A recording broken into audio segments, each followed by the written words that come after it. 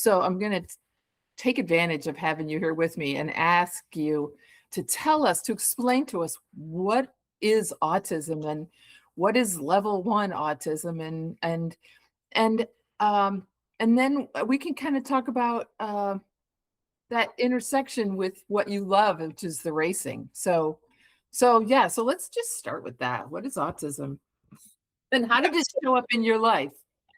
That's the question I feel more equipped to answer, because I think that the key thing with autism is that it reflects differently in every person that has it.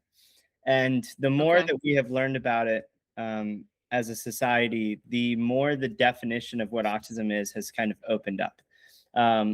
And we went from thinking it was a spectrum from low support needs to high support needs, or what used to be referred to as low functioning and high functioning, and is now viewed as kind of, it's now viewed kind of as a web, and it's more directional. So you might have low support needs in something like your social communication and how you handle conversation, but you might have high support needs in a challenging sensory environment. So, for me, autism is mostly reflected in emotional regulation.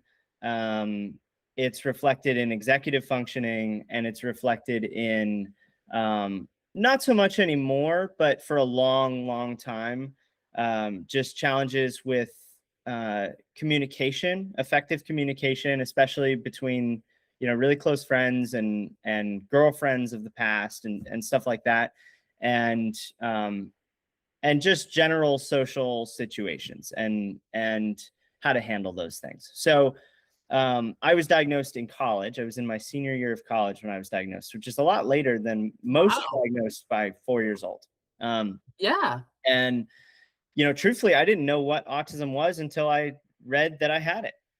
And so it was a little bit of a surprise, because there was, at least in how I grew up, there were stigmas around it. And it wasn't viewed as a good thing. And I don't know that it truthfully is, but I do know that getting diagnosed was one of the best things that could have happened to me at that time, because it opened me up to solutions to problems that I barely, had a grasp on. And I just felt like I was dealing with.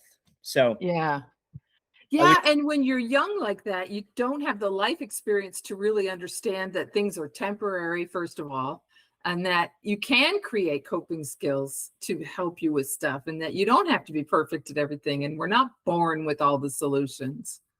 Yeah, and I think that's the light of the story that I want to share is at least for me, autism I view it as a challenge that I work to overcome every day. And I think that it's something that could inspire people, even if you don't have autism, but you're living with some other issue, just getting up in the morning and knowing that you can put your best foot forward and working to overcome those challenges. And I'm very grateful that in my life, I don't have high support needs in a lot of areas, the way that millions of others with autism do.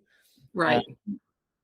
And I'm grateful that I have a voice and a platform that I can share that on, to bring light to those people that may not have the same opportunities.